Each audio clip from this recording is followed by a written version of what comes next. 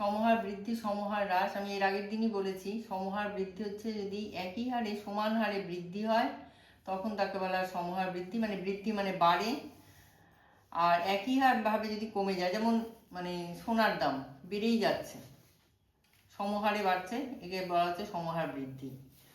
আর জনসংখ্যার যদি হ্রাস হয় তখন তাকে বলা হচ্ছে সমহারে যদি হ্রাস হয় তখন তাকে বলা হচ্ছে সমহার হ্রাস।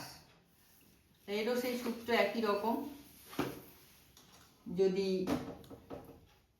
জনসংখ্যা পি হয়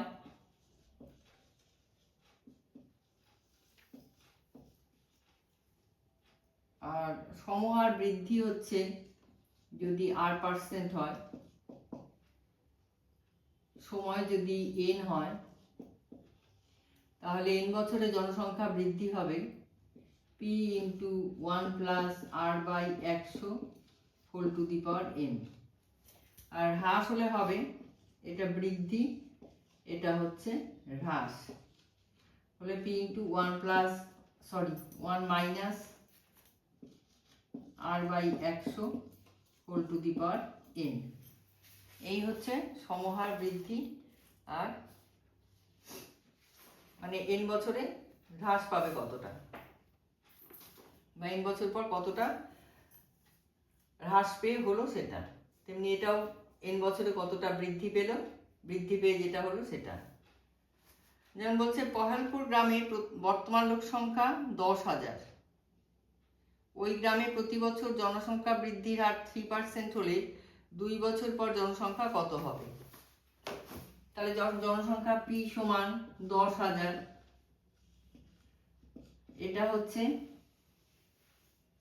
3%, আর এটা হচ্ছে 2, তাহলে 2 বছর পর জনসংখ্যা কত হবে? তাহলে 2 বছর পর জনসংখ্যা সমান 10,000 × 1 + 3/100 হোল স্কয়ার, তার মানে 10,000 × 103/100 × 103/100। তাহলে 103কে 103 দিয়ে গুণ করলে যা হবে সেটাই হচ্ছে জনসংখ্যা হবে 2 বছর পর।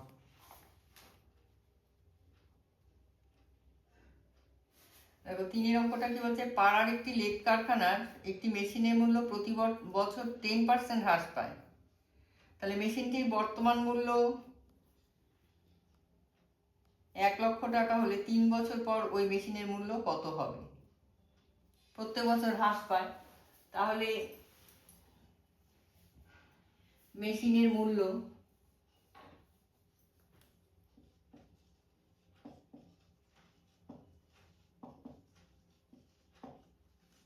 P সমান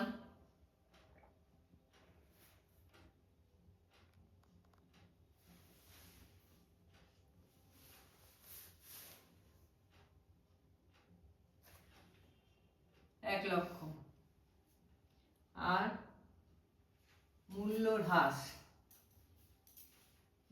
হ্রাস হচ্ছে 10%, সময় 3 বছর পর 3, তাহলে 3 বছর পর মেশিনের মূল্য হবে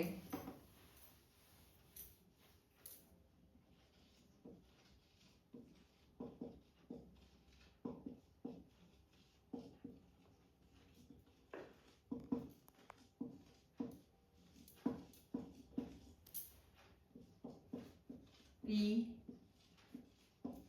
× 1 - r/100 whole to the power n। তাহলে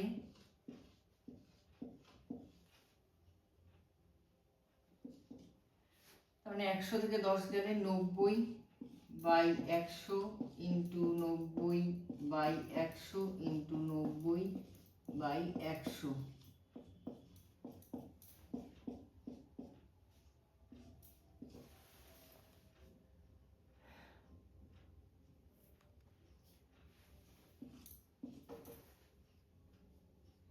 তাহলে 9 নং 81, 810 ইন্টু 90 করে হচ্ছে 0 0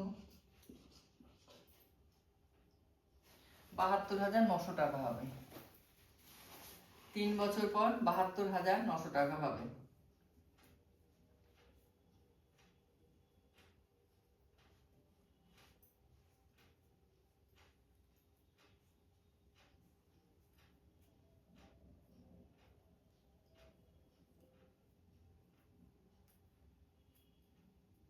আচ্ছা, 4 অঙ্কটা দেখো একটু অন্যরকম। হচ্ছে সর্বশিক্ষা অভিযানের ফলে বিদ্যালয় ছেড়ে চলে যাওয়া শিক্ষার্থীদের পুনরায় বিদ্যালয়ে ভর্তির ব্যবস্থা করা হয়েছে। এইরূপ শিক্ষার্থীদের ভর্তির হার প্রতি বছর তার পূর্ববর্তী বছর অপেক্ষা 5% বৃদ্ধি পেয়েছে। মানে প্রতি বছর যা তার চেয়ে পূর্ববর্তী বছর অপেক্ষা 5% বৃদ্ধি পেয়েছে। কোনো এক জেলায় বর্তমান বছরে যদি 3528 জন শিক্ষার্থী হয় ভর্তি হয়ে থাকে বর্তমানে, তবে 2 বছর পূর্বে কত শিক্ষার্থী ভর্তি হয়েছিল। তাহলে আমাদের ধরে নিতে হবে 2 বছর পূর্বে। এই অঙ্কটা দেখো কিভাবে করছি।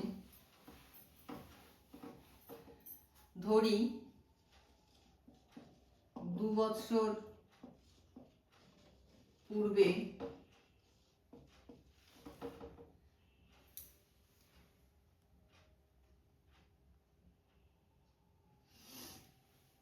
x জন শিক্ষার্থী ভর্তি হয়েছিল, তাহলে এখানে p = x, বৃদ্ধি পাচ্ছে কত? 5% বৃদ্ধি। r হচ্ছে 5, n হচ্ছে 2। তাহলে 2 বছর পর শিক্ষার্থী হবে x ইন্টু 1 প্লাস 5 এর 100 স্কোয়ার, তার মানে x into 105 by 100 into 105 by 100, এইটা সমান হচ্ছে 3528। তার মানে x into 105 by 100 into 105 by 100 সমান 3528। তাহলে x সমান 3528 ইন্টু 100 ইন্টু 100 বাই 105 ইন্টু 105। তাহলে 5 দিয়ে কাটলে 5 কুড়ি 100, 5 দিয়ে 5 2 10, 5 1 5, এটাও 5 দিয়ে 5 কুড়ি 100 21। এবার 7 দিয়ে কাটলে 3 7 21, 7 দিয়ে 5 7 35, 4 7 28। এটাও 7 দিয়ে কাটলে 3 7 21, 7 দিয়ে কাটলে 7 7 49, 7 2 14। এটা 3 3 9, 8 9 72। তাহলে 20 ইন্টু 20 400, 4টা 32, তার মানে 3200। 2 বছর আগে 3200 ছিল।